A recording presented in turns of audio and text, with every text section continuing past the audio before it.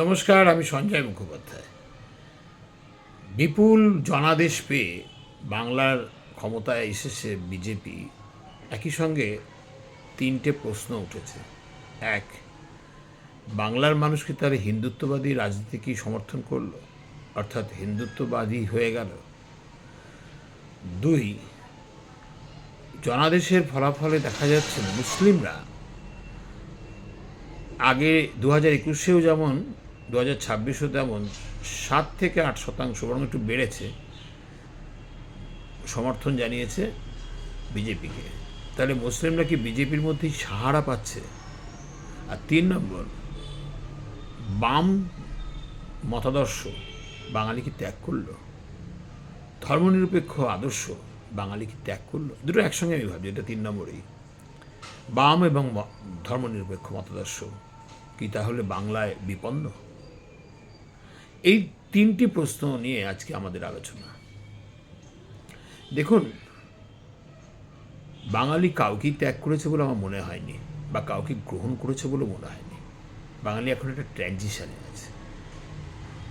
আমি ভোটের আগে বিভিন্ন মানুষের সঙ্গে সমীক্ষা করতে গিয়ে মেদিনীপুর, কলকাতা, বনগাঁ, অর্থাৎ মেদিনীপুর একটা জায়গা, বনগাঁ মতুয়াস একটা জায়গা, কলকাতা মিশ্র জায়গা, এবং উত্তরবঙ্গ বিভিন্ন এলাকার মানুষের সঙ্গে কথা বলে দেখেছি তারা তাদের স্থানীয় সমস্যাগুলোকে সামনে রেখে আগামী প্রজন্মের ভবিষ্যতের দিকে তাকিয়ে বর্তমানে সরকারের যে নীতির অবক্ষয় এবং দুর্নীতিগ্রস্ত আচরণ, তার থেকে মুক্তি পেতে 26,000 চাকরি যাওয়া ছেলে মেয়েদের যন্ত্রণা বা অভয়া আন্দোলনে অভয়ার প্রতি সমবেদনা যেভাবে বাঙালিকে নতুন করে চিন্তা করতে শিখিয়েছে, ভাবতে শিখিয়েছে, তাতে বাঙালিকে দুটো বিষয়ের সামনে দাঁড় করিয়েছে।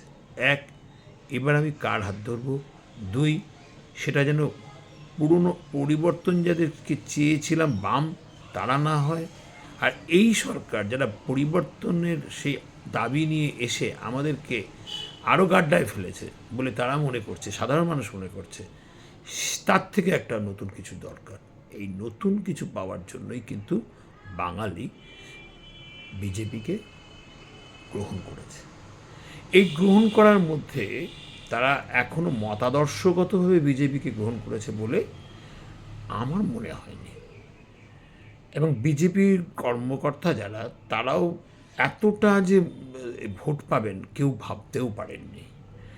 এই ভোট পাওয়ার পেছনে অনেক কারণ আছে। সার হওয়াতে ভোটের পার্সেন্টেজ চেঞ্জ হয়ে যাবে, স্বাভাবিকভাবে ভোটের সংখ্যা কমে গেলে সেটা হয় আঙ্কিক নিয়মে, হয় অঙ্কের নিয়মে।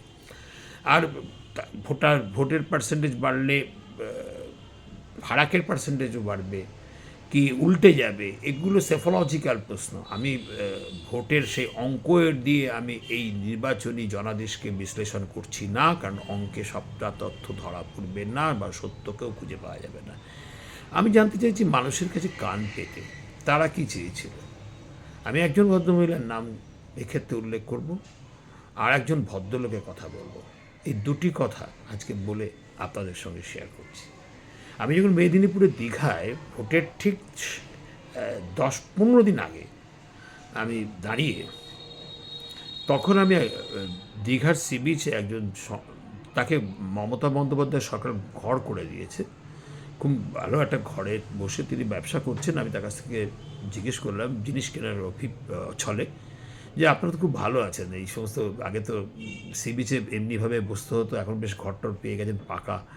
মমতা বন্দ্যোপাধ্যায় কিন্তু খুব ভালো উন্নয়ন করেছেন, আপনাদের দীঘাকে সাজিয়ে দিয়েছেন এবং মন্দির টন্দির করে একেবারে, মানে বাজার তো একটু আপনাদের সবসময় চাঙ্গা। তাহলে আপনি কি মনে করছেন, মানে দীঘায় কি তৃণমূল জিতবে? তিনি একটা কথাই বললেন, মমতা বন্দ্যোপাধ্যায় মানুষটা ভালো, কিন্তু তার চারপাশের মানুষগুলো এত দুর্নীতিবাদ, এখানকার মানুষ কেউ তাকে ভোট দেবে না। আমি বাসে উঠলাম, বাসে ইচ্ছে করে উঠলাম মানুষের কথা শোনার জন্য, এবং বাস চলছে গোটা মেদিনীপুরের উপর দিয়ে হাওড়া আসার মধ্যে। হাওড়া দিয়ে আমি মানুষ উঠছে নামছে, প্রত্যেককে একই প্রশ্ন করতে করতে এলাম। তাদের একটাই কথা, দুর্নীতির সরকার আর নেই দরকার। কিন্তু কাকে দরকার কেউ বলছে না। পরে জানা গেল ভোট বাক্স খুলে তারা বিজেপিকে চেয়েছে। এই চাওয়াটা কিন্তু তাদের দুর্নীতির থেকে মুক্তি পেতে চেয়েছে, নাকি তারা মন্দির ইস্যুতে তারা ভোট দিয়েছে। এই প্রশ্নটা যদি করেন তাহলে বুঝবেন যে দুর্নীতি থেকে মুক্তি পেতে চেয়েছে। আরেকটা কথা, তারা বেকারত্ব থেকে মুক্তি পেতে চেয়েছে, তারা সুশিক্ষার প্রশ্নে মুক্তি পেতে চেয়েছে। আজকে একটা ছোট্ট উদাহরণ দিচ্ছি আরেক ভদ্রমহিলার, যার কথা বলছিলাম। তিনি আমাকে বললেন, হ্যাঁ আমি লক্ষ্মীর ভাণ্ডার পেয়ে খুবই উপকৃত হয়েছি, আমার ভীষণ ভালো লাগে এবং এটা আমার নিজস্ব টাকা, স্বামী ছাড়াও একটা আমার আত্মাভিমানের জায়গা এবং ভালো লাগে, এটা আমার একটা অস্তিত্বের সঙ্গে মিশে গেছে, এটা আমি হারাতে চাই না। কিন্তু তার থেকেও বড় প্রশ্ন, আমার ছেলেটা চাকরি পাবে তো? এই সরকার থাকলে তো পাবে না। ও এসএসসি টেসএসসি হয় না, যতবার সরকারি চাকরির চেষ্টা করে টাকা চায়। আমাদের কাছে কথাও বলে অনেকে, লোকাল ফোন টোন করে যে টাকা দিলে নাকি ফোন, আমাদের টাকা নেই, আমাদের দেবও না, আমরা টাকা দিয়ে চাকরি করতে চাই না। এই যে মানুষের মধ্যে জন অসন্তোষ, এই যে ক্ষোভ, এটাই কিন্তু বাংলাকে নতুন পথ খুঁজতে বাধ্য করল। দ্বিতীয় প্রশ্ন, মুসলিমরা কী চেয়েছিল? হ্যাঁ, মুসলিমরা দেখেছে বাম আমলে, কংগ্রেস আমলে এবং তৃণমূল আমলে তাদের সত্যিকারের উন্নয়ন হয়নি।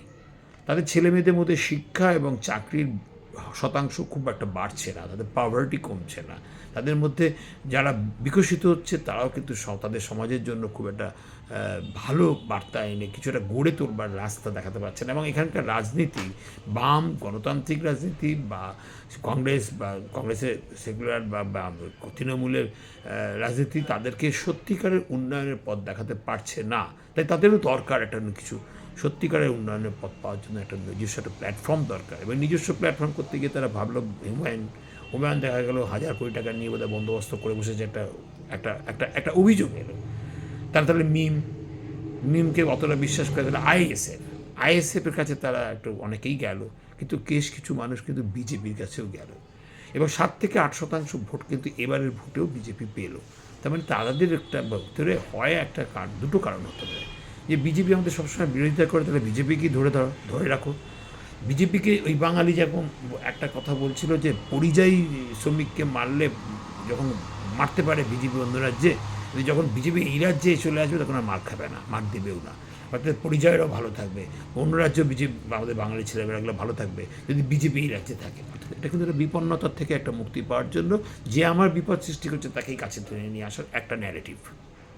এই ন্যারেটিভটা কিন্তু সাধারণ মানুষ করে, বোঝে, এবং যার জন্য হিন্দু বাঙালিরা হিন্দুত্বর দিকে না তাকিয়ে বিজেপিকে কাছে টেনে নেওয়ার চেষ্টা করেছে। এবং মুসলিমরাও জানে আমার ছেলেমেয়েরা তো রাস্তায় কাজ করছে, বেশি পরিযায়ী তাদের নিরাপত্তা বরং বিজেপির লোকাল স্তর থেকেই বেশি পাওয়া যাবে। লোকাল নেতৃত্বকে যদি পাশে রাখতে পারি তাহলে তাদেরকে ভোটটা দাও।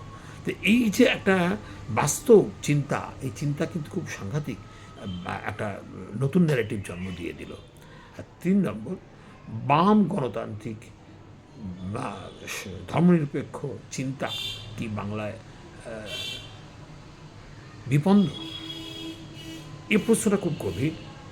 আমি শুধু এইটুকু বলতে পারি, বামেদের এবার ভোট বেড়েছে গতবারের থেকে। যদি সত্যি বিপন্ন হতো তাহলে বাড়ত না। আসন সংখ্যা একটা বেড়েছে কি কমেছে সেটা আমার বিষয় না। বামেদের মানে সিপিআইএমের ভোট একটু হলেও কমেছে, কিন্তু এটা মাথায় রাখবেন, গতবারের থেকে .something% কমেছে। কিন্তু এই ভোটটা বাড়বে কি কমবে সেটা বলবো না। বামপন্থা আর বামপন্থী পার্টির রাজনৈতিক মানে ভোটে দাঁড়িয়ে যে ভোট বাক্সের সমর্থন, সেটা কিন্তু দুটো আলাদা জিনিস। যারা বিজেপিকে ভোট দিয়েছে এরকম আমার অনেককেই জানা আছে, যারা নিজেরা খুব বামপন্থী, কলেজের অধ্যাপনা করেন, বামপন্থার ওপরে প্রবন্ধ লেখেন, কবিতা লেখেন। বাংলা সাহিত্য সমাজের আমার অনেক বন্ধু, তারা কিন্তু বিজেপিকে চেয়েছেন এবং প্রকাশ্যে চেয়েছেন, ফেসবুকে পোস্ট চেয়েছেন। তো এই প্রসঙ্গ নিয়ে আলাদা আলোচনা করা যেতে পারে। এটা খুব একটা মিশ্র অনেকগুলো বিষয় নিয়ে আলোচনা, একটা পৃথক আলাদা ভিডিও করা দরকার। কিন্তু একটা কথা ঠিক, বাঙালির রাজনীতির নতুন ন্যারেটিভ খুঁজছে, নতুন পথ খুঁজছে বাঙালি। সেটা বিজেপির কাছ থেকে যদি না পায়, এটাও বলছে চেঞ্জ করে দেবো, বদলে দেবো, আবার দেখবো নতুন কিছু। মানে বাঙালি খুঁজছে নতুন পথ। বিজেপিকে নিয়ে আসাটাও তার এই খোঁজার অঙ্গ, বিজেপির দিকে তাকিয়ে থাকাটাও তার খোঁজার অঙ্গ। আর আগামী দিনে সে কী করবে, সে খুঁজতে ভাববে সে কী করবে। বামকে যে কারণে ত্যাগ করেছিল, সেই কারণের শান্তি তারা খুঁজেছিল, সেই কারণের উত্তর খুঁজেছিল, তৃণমূলের মধ্যে পায়নি। তাই এখন বামের কাছ থেকে হতাশ হয়ে, তৃণমূলের কাছ থেকে হতাশ হয়ে বিজেপির কাছে খুঁজছে। এবার যদি নতুন করে তারা সেই হতাশাই পায়, তাহলে হয়তো তারা অন্য কিছু খুঁজবে, সেটা সময় বলবে। কিন্তু একটা কথা ঠিক, বাঙালি খুঁজতে বিজেপিকে ধরে নিয়েছে। তার মতাদর্শগত দিক থেকে নয়, তার বাস্তব পরিস্থিতির প্রয়োজনে।